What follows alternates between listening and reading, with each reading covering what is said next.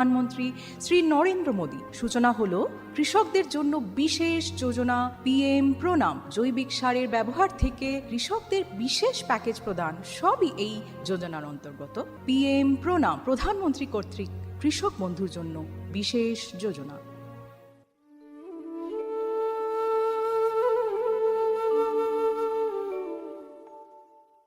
PM প্রণাম এই প্রকল্পের সম্পর্কেই বিস্তারিত জেনে নেব এবার।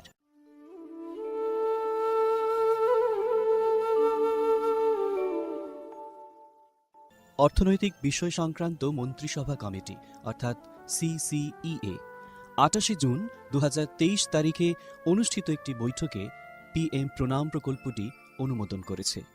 পিএম প্রণাম শব্দটি আমাদের মাতৃভূমির পুনরুদ্ধার, সচেতনতা সৃষ্টি, লালন পালন ও উন্নতির জন্য একটি পিএম প্রোগ্রামকে বোঝায়। আমাদের নিজের মায়ের মতো মাতৃভূমি অর্থাৎ মাদার আর্থের যত্ন নেওয়া এবং তাকে সুস্থ রাখার প্রতি এটি একটি অনন্য পদক্ষেপ। এভাবেই মাতৃভূমি এর বিনিময়ে আমাদের অনেক কিছুই ফিরিয়ে দেবেন। গ্রাম পর্যায় থেকে শুরু করে আমাদের সম্মিলিত প্রচেষ্টার মাধ্যমেই এটি সম্ভব। পিএম প্রণামের প্রাথমিক লক্ষ্য হল একটি গুরুত্বপূর্ণ সমস্যার সমাধান করা, আর সেই সমস্যা হল কৃষিতে রাসায়নিক সার এবং কীটনাশকের অত্যধিক ব্যবহার। অধিক উৎপাদনের আকাঙ্ক্ষায় অতিমাত্রায় সার ও কীটনাশকের ব্যবহার হচ্ছে, যার ফলে এই মাটির ক্ষতি হচ্ছে এবং উৎপাদন ক্ষমতা কমে যাচ্ছে। মাটির পুষ্টি নিরাপত্তার জন্য কৃষিতে জৈব এবং প্রাকৃতিক সার একীভূত করে মাটির পরীক্ষাভিত্তিক সারের সুষম ব্যবহার পদ্ধতি করা প্রয়োজন। এছাড়াও জৈব এবং প্রাকৃতিক কৃষি পদ্ধতি, সম্পদ সংরক্ষণের কৌশল যেমন সমন্বিত চাষ পদ্ধতি, ক্ষুদ্র সেচ, মালচিং, নো-টিলাজ, ফসলের ঘূর্ণনের মতো পদ্ধতিও কৃষিক্ষেত্রে গ্রহণ করা উচিত। এই পদ্ধতি মাটির উর্বরতা বাড়াবে, পরিবেশ দূষণ হ্রাস করবে এবং দীর্ঘমেয়াদী কৃষি উৎপাদনশীলতা বাড়াবে। কৃষিক্ষেত্রে সুষম সারের ব্যবহার মাটি সহ আমাদের পরিবেশের স্বাস্থ্য নিশ্চিত করতে গুরুত্বপূর্ণ ভূমিকা পালন করে। ভারসাম্য বজায় রেখে সার ব্যবহারের অর্থ হল উদ্ভিদের জন্য প্রয়োজনীয় পুষ্টির উপাদান সঠিক পরিমাণে এবং অনুপাতে সঠিক সময়ে এবং সঠিক পদ্ধতিতে ব্যবহার করা। সংশ্লিষ্ট রাজ্য বিশ্ববিদ্যালয়গুলি ইতিমধ্যে তাদের এলাকার ফসলের প্রয়োজন অনুসারে এই ডোজগুলি নির্ধারণ করেছে। সুপারিশকৃত ডোজ অনুযায়ী সার ব্যবহার করলে ফসলের ফলন ও গুণগত মান বৃদ্ধি পাবে। সুস্পষ্ট মাটিতে জন্মানো ফল, শাকসবজি এবং শস্য প্রায়শই প্রয়োজনীয় পুষ্টিগুণে সমৃদ্ধ এবং স্বাদ ভালো হয়। ভালো ফসলের জন্য এবং গুণমান আমাদের কৃষকদের জন্য উচ্চ লাভের দিকে পরিচালিত করে। এটা শুধু আরও বেশি পরিমাণ ফসল ফলানোর জন্য নয়, বরং ফসলের মানকেও উন্নত করার জন্য একটি বড় পদক্ষেপ। এটি একটি জয়ের কৌশল যা আমাদের কৃষকদের, আমাদের পরিবেশ এবং শেষ পর্যন্ত আমাদের সকলকে উপকৃত করে। সঠিক জ্ঞানের সঙ্গে পুষ্টির ব্যবহার করলে আমরা যে শুধু ফলনই বাড়াতে পারব তা নয়, বরং আমাদের জমি ভবিষ্যৎ প্রজন্মের জন্য যাতে উর্বর থাকে তাও নিশ্চিত করতে পারব। সুতরাং আসুন একটি উজ্জ্বল এবং আরও টেকসই কৃষি ভবিষ্যতের জন্য সুষম সার ব্যবহারের প্রচার এবং অনুশীলন চালিয়ে যাই। বিকশিত ভারত সংকল্প যাত্রা, বিকশিত ভারত সংকল্প যাত্রা। আসুন এই প্রকল্পের বিষয়ে এবার জেনে নেওয়া যাক।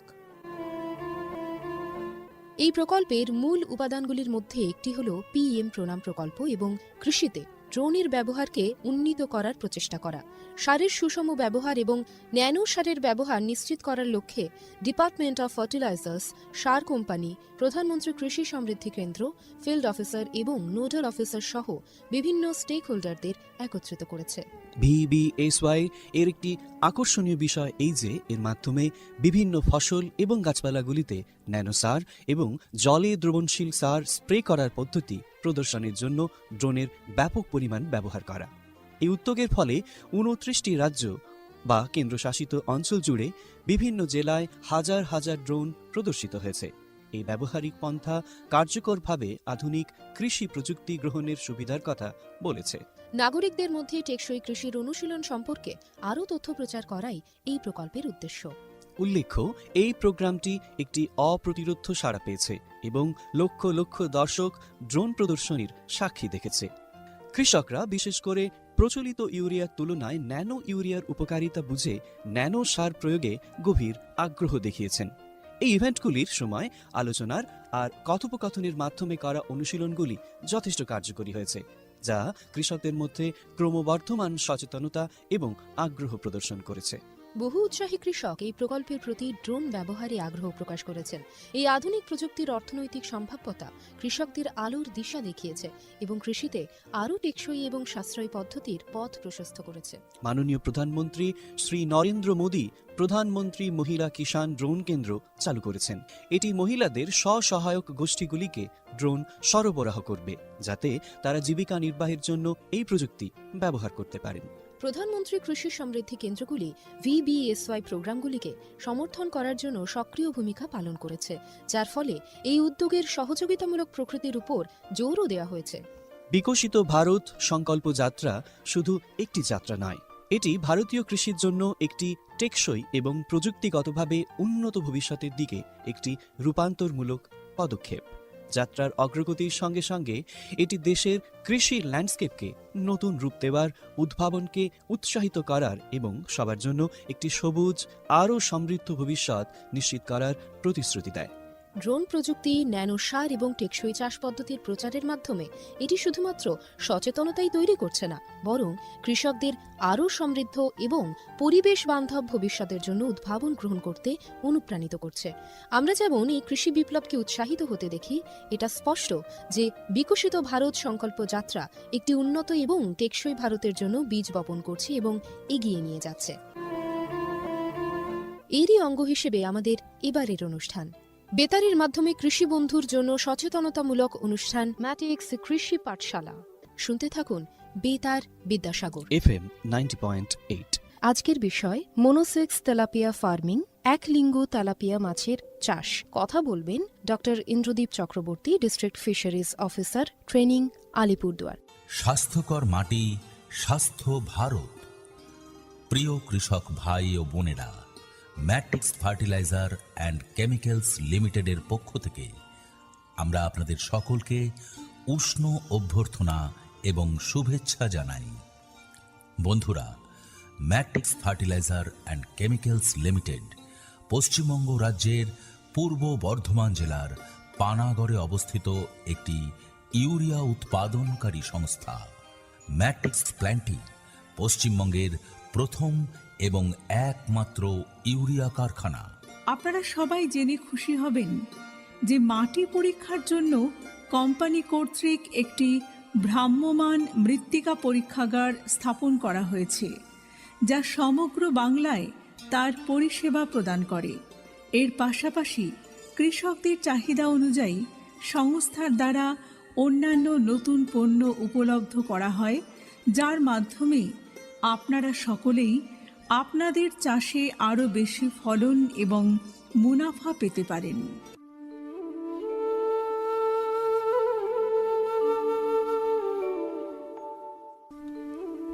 শুভ অপরাহ্ন বন্ধু, শুনছেন 90.8 FM বেতার বিদ্যাসাগর। আজকে ম্যাট্রিক্স কৃষি পাঠশালার অনুষ্ঠানের বিষয় হল স্থিতিশীল কৃষিকাজে কেঁচো সারের ভূমিকা। আমি বক্তা হিসাবে ডক্টর বর্ণা চক্রবর্তী, অধ্যাপিকা, centre for distance and online education, Vidyasagar বিশ্ববিদ্যালয়।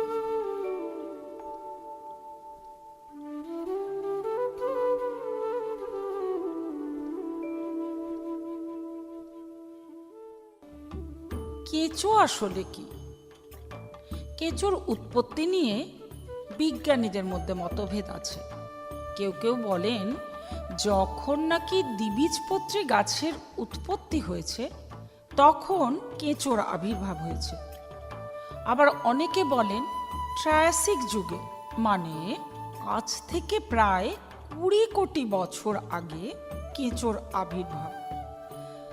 দার্শনিক অ্যারিস্টটল কেঁচোকে বলেছিলেন পৃথিবীর পৌষ্টিক নালী। বিজ্ঞানী ডারউইন মাটিতে কেঁচোর ভূমিকার বিশেষ দিক উল্লেখ করেন। প্রাণীজগতে কেঁচোর অবস্থান পর্ব অ্যানিলিডা বা অঙ্গুরিমালের অন্তর্ভুক্ত। সারা বিশ্বে কেঁচোর প্রজাতি প্রায় ৩৯০০, যার মধ্যে ভারতে পাওয়া যায় ৫০০রও বেশি। পশ্চিমবঙ্গে প্রায় ৭০টা আর অবিভক্ত মেদিনীপুরে এর সংখ্যা মাত্র ১৭টি। কেঁচোর বৈশিষ্ট্য সম্পর্কে একটু আলোকপাত করা যাক। এর দেহ হাড়বিহীন, অসংখ্য আংটির মতো খণ্ডক দ্বারা গঠিত। মুখ ও পায়ু দেহের বিপরীত প্রান্তে অবস্থিত।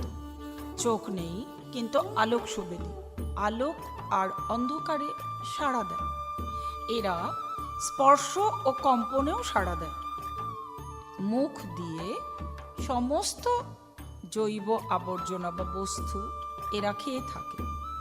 এরা দেহত্বকের মাধ্যমে অক্সিজেন গ্রহণ করে ও শ্বাসকার্য চালায়।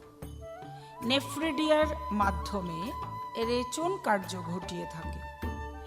অঙ্কীয় দেশে ক্লাইটেলামের উপরের অংশে শুক্রাণু সংগৃহীতর জন্য স্পার্মাথিক্যাল ছিদ্র থাকে। পরিণত প্রাণীর অগ্রভাগে ৫ থেকে ৭টি খণ্ডক বরাবর গ্রন্থিল ক্লাইটেলাম অবস্থান করে। ক্লাইটেলাম অংশের মধ্যে স্ত্রী জনন ছিদ্র থাকে। ক্লাইটেলাম অংশের পরে পুং জনন ছিদ্র এবং জনন পীড়িকা থাকে। সিটার মাধ্যমে এরা চলাফেরা করে।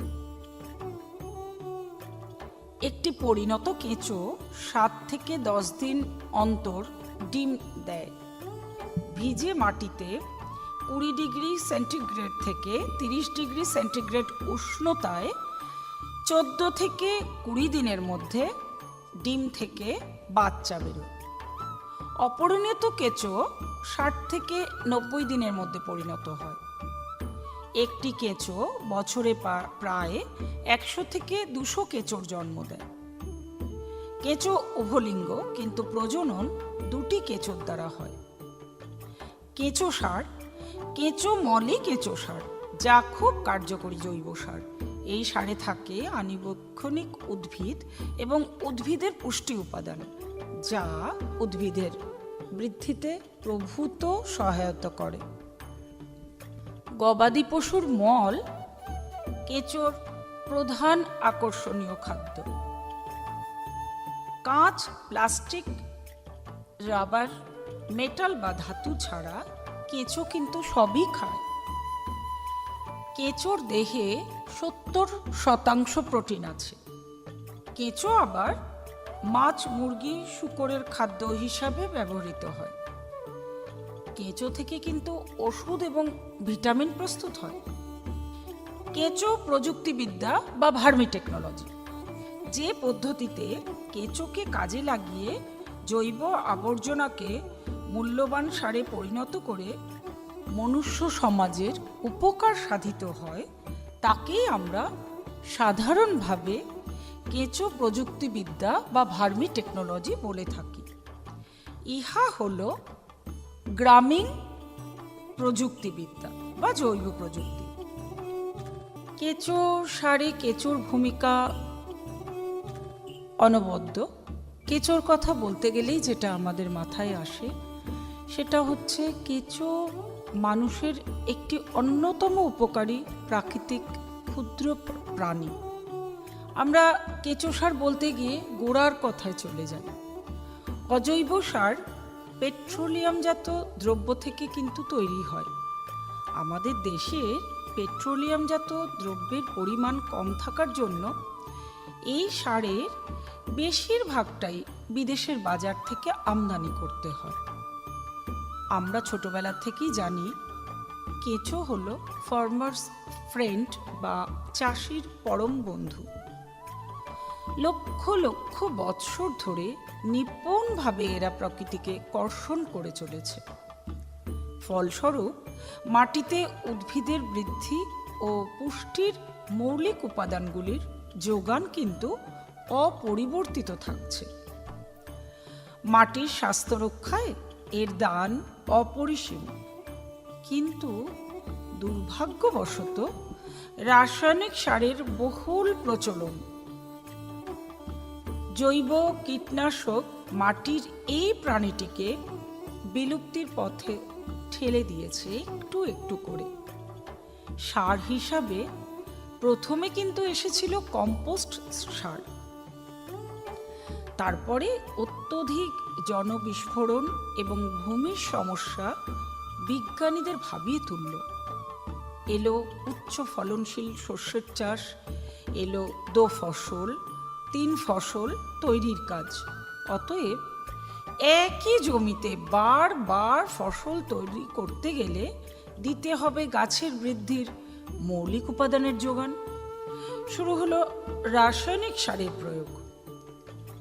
এই রাসায়নিক সার ব্যবহারে জমিতে আবার জলের প্রয়োজন খুব বেশি দেখা দিল।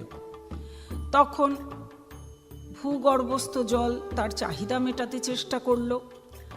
সব দিক দিয়ে চাষিরা আবার নতুন দিগন্ত দেখতে পেল। ফসলের উৎপাদন 2 গুণ 3 গুণ বাড়ল বটে। এর ফলেই ঘটে গেল সবুজ বিপ্লব। অধিক শস্য উৎপাদনের মাত্রা ধরে রাখার জন্য এলো মাটি অনুসন্ধান গবেষণাগার, যার কাজ হলো মাটির নমুনা পরীক্ষা করে বলে দেয়া মাটিতে কিসের অভাব আছে, অর্থাৎ গাছের জন্য কি খাবার দিলে তা ফসল তৈরির উপযোগী হবে। রাসায়নিক সারের প্রয়োগে পাতা বেশ গাঢ় সবুজ ও রসালো হয়, আমরা দেখতে পাই, যা আবার কীট পতঙ্গকে সহজেই আকৃষ্ট করে। কিছুদিন পরেই আবার দেখা দিল অন্য সমস্যা। রাসায়নিক সারের প্রচলন তো থাকবেই, কিন্তু অত্যধিক রাসায়নিক সারের প্রয়োগের কুফল আমাদের মাটিকে করে দিল শক্ত। অত্যধিক মাত্রায় রাসায়নিক সার ব্যবহারের ফলে মাটির উপরে গড়ে উঠল শক্ত জৈবিক উপাদানের আস্তরণ।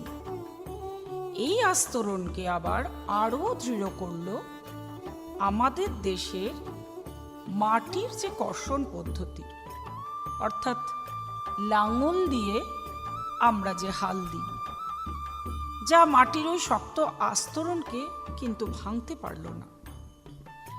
এর ফলস্বরূপ আমাদের প্রধান যে শস্যগুলো, অর্থাৎ ধান গম, এদের ফলন কমে গেল। কারণ এই সমস্ত শস্যের মূলগুলো হলো গুচ্ছমূল, যা মাটির এই শক্ত আস্তরণ ভেদ করে পুষ্টি নিতে পারে না। তাই বিজ্ঞানীরা এখন সরব হয়েছেন অধিক মাত্রায় জৈব সারের ব্যবহারের দিকে। অর্থাৎ রাসায়নিক সার আমরা ব্যবহার করব ঠিকই, কিন্তু তার সঙ্গে সঙ্গে জৈব সারের ব্যবহারও করতে হবে। এবং বিভিন্ন উদ্ভিদে এই সার প্রয়োগ করে যে ফল পাওয়া যাচ্ছে তা সবার সামনে প্রদর্শনের মাধ্যমে আমরা তুলে ধরে এসেছি। এইরূপ একটা প্রয়াসে কিন্তু ব্রতী হয়েছে আমাদের বিদ্যাসাগর বিশ্ববিদ্যালয়ের ভার্মি কম্পোস্ট ইউনিট। আমরা যেখানে এই অধিক ফলনশীল সার উৎপাদনে ব্রতী হয়েছি। আমরা এবার একটু কেঁচোর কথায় আসব। কেঁচো বিভিন্ন দিক দিয়ে মাটির ভৌত রাসায়নিক এবং জীবাশ্ম গুণাবলী পরিবর্তন করে মাটিকে উর্বর রাখতে সাহায্য করে। মাটিতে বসবাসকারী অপেক্ষাকৃত বৃহৎ ম্যাক্রো অমেরুদণ্ডী যে প্রাণী আছে, তাদের মধ্যে কিন্তু কেঁচোর একটা বিশেষ গুরুত্ব আছে। বসবাসের জন্য গর্ত সৃষ্টির মাধ্যমে গভীর তলের মাটিকেও এরা মাটির উপরিভাগে এবং মাটির উপরে পাচিত জৈবিক পদার্থকে আবার মাটির সঙ্গে মেশায়। আমরা একটুখানি কেঁচোর শ্রেণী বিভাগটা জেনে নিই। এক হলো ফাইটোফেগাস বা ডেট্রিভোরাস আমরা যাকে বলি। সাধারণভাবে এদের বলা হয় হিউমাস গঠনকারী বা হিউমাস ফর্মার্স। দ্বিতীয়ত জিওফেগাস, সাধারণভাবে এদের বলা হয় হিউমাস খাদক বা হিউমাস ফিডার। বাসস্থান এবং বাস্তুবিদ্যার দিক থেকে বিচার করলে এদের কিন্তু আবার 3 ভাগে ভাগ করা যায়। এপিজেস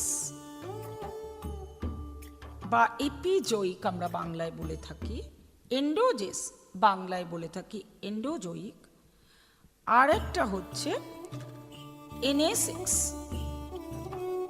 এবার আমরা মাটির স্বাস্থ্য রক্ষায় পরিবেশের বন্ধু কেঁচোর পালনীয় যে ভূমিকা সেটা একটু আলোচনা করে নিই। কেঁচো কি করে না, গর্ত সৃষ্টির মাধ্যমে মাটির যে ছিদ্রতা বা যেটাকে আমরা বলি পোরোসিটি সেটা বাড়ায়, যার ফলে মাটির মধ্যে বাতাস এবং জল সহজেই চলাচল করতে পারে। কেঁচো যেখানে বাস করে সেই বসবাসকারী অঞ্চলের মাটির জল ধারণ ক্ষমতা কিন্তু অনেকাংশে বৃদ্ধি পায়। কেঁচো জৈব উপাদানকে ভাঙতে যেমন সাহায্য করে, তেমন উর্বরতা বৃদ্ধিকারী জীবাণুর পরিমাণকেও কিন্তু বাড়ায় এবং তৎসহ হিউমিফিকেশনে সাহায্য করে। কেঁচো মাটির অম্লত্ব ও ক্ষারত্বকে ব্যালেন্স বা নিরপেক্ষ অবস্থায় রাখার চেষ্টা করে। মাটিতে উদ্ভিদের উপযুক্ত কার্বন ও নাইট্রোজেনের অনুপাতকে বজায় রাখে। কেঁচোর যে মল বা ফিকাল ম্যাটার্স, তাতে নাইট্রোজেন, ফসফরাস, পটাশিয়াম, বিনিময়যোগ্য আয়ন এর পরিমাণের বসবাসকারী মাটির তুলনায় অধিক এবং সহজলভ্য অবস্থায় থাকে। কেঁচোর মলে উপকারী জীবাণুর আধিক্য কিন্তু অনেক বেশি থাকে। আমরা জানি কোনো আবর্জনাই আবর্জনা নয়, এটা অত্যন্ত মূল্যবান বস্তু। প্রকৃত অর্থে আমরা বলেই থাকি প্রায়শ যে পৃথিবীতে আবর্জনা বলে কিন্তু কিছু নেই। প্রতিটি জিনিসই ব্যবহৃত হয় কোনো না কোনো কাজে। কিছু কিছু জিনিস সত্যিই ব্যবহার করা যায় না তাদের রাসায়নিক ও ভৌত ধর্মের জন্য। মূল উৎপাদনের পর থাকে অবশিষ্টাংশ, মানে যেটাকে আমরা রেসিডিউ বলি।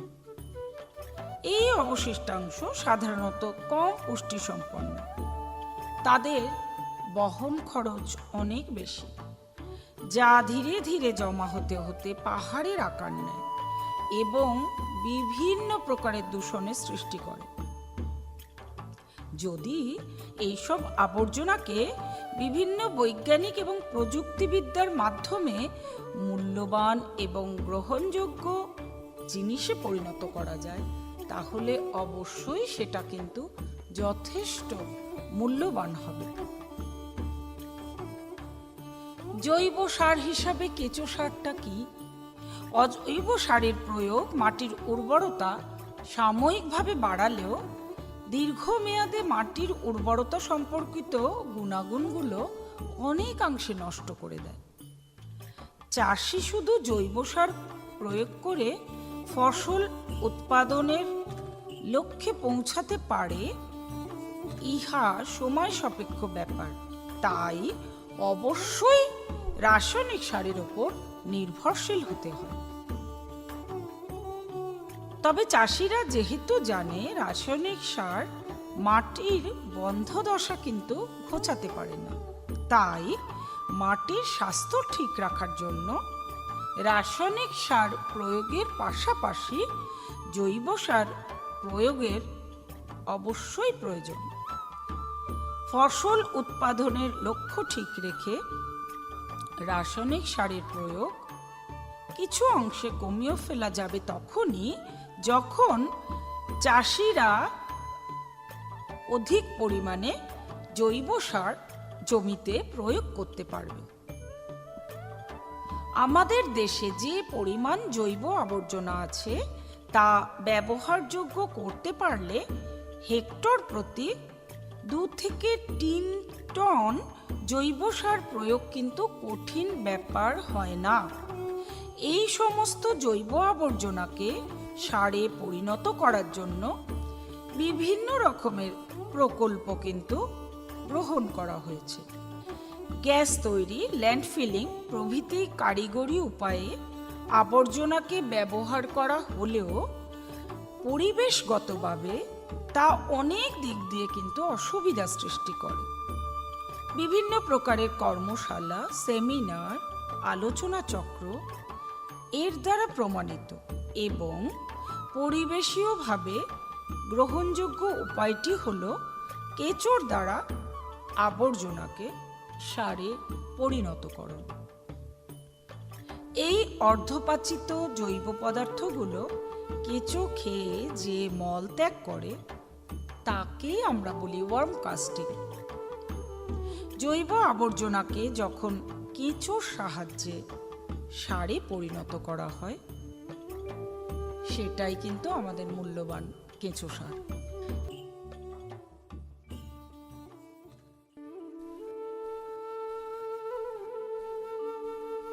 বন্ধুরা, আজকের মতো এখানেই শেষ করলাম স্থিতিশীল কৃষিকাজে কেঁচো সারের ভূমিকা সম্পর্কিত আলোচনা।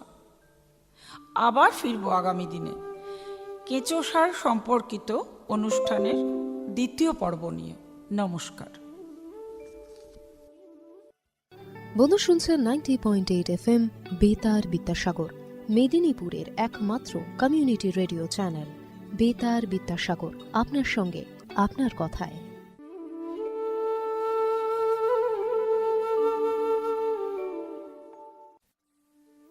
কৃষি সংক্রান্ত নানান কথা, প্রশ্ন আপনার, উত্তর দেব আমরা। কৃষি সংক্রান্ত নানান খুঁটিনাটি তথ্য নিয়েই বেতার বিদ্যাসাগরের বিশেষ অনুষ্ঠান ম্যাটিক্স কৃষি পাঠশালা। তাই আপনাদের যদি কোনো প্রশ্ন থেকে থাকে বা জিজ্ঞাসা থেকে থাকে অবশ্যই আমাদের জানাতে পারেন, এবং পাশাপাশি কেমন লাগছে আমাদের এই কৃষি পাঠশালা অনুষ্ঠানটি শুনতে সেটাও জানাতে ভুলবেন না। আমাদের জানাতে পারেন সরাসরি আপনাদের মতামত মেল করে। আমাদের মেল আইডি betarbidasagar@mail.vidyasagar.ac.in। এছাড়াও আমাদের চিঠি পাঠিয়ে আপনারা জানাতে পারেন। ঠিকানা সকলেই জানেন, তাও আরও একবার জানিয়ে দিই। বেতার বিদ্যাসাগর, বিদ্যাসাগর বিশ্ববিদ্যালয়, রাঙামাটি, মেদিনীপুর 721102। এছাড়া সরাসরি তো চলে আসতেই পারেন, আমাদের ফোনও করতে পারেন 8116884995 এই নম্বরে। শুধুমাত্র ফোন নয়, সরাসরি হোয়াটসঅ্যাপ কিংবা মেসেজের মাধ্যমেও জানাতে পারেন আপনার মতামত। এছাড়াও ফেসবুক কিংবা ইনস্টাগ্রামেও আমরা রয়েছি 90.8 FM বেতার বিদ্যাসাগর এই নামে। আমাদের চটপট সার্চ করে ফেলুন এবং কোনো কথা থাকলে অবশ্যই আমাদের মেসেজ করে জানাতে পারেন। আমাদের অনুষ্ঠানের নিচে কমেন্ট বক্সে কমেন্ট করে জানাতে পারেন। ইউটিউব সেকশনে গিয়েও আমাদের অনুষ্ঠানের নিচে কমেন্ট সেকশনে কমেন্ট করে জানাতে পারেন, এবং অবশ্যই ইউটিউবে আমাদের এই লাইভ অনুষ্ঠানটি শুনলে লাইক, শেয়ার এবং সাবস্ক্রাইব কিন্তু করতেই হবে। আমরা কিন্তু অপেক্ষায় আছি, তাই চটপট আপনার কথা পৌঁছে দিন আমাদের দোরগোড়ায়।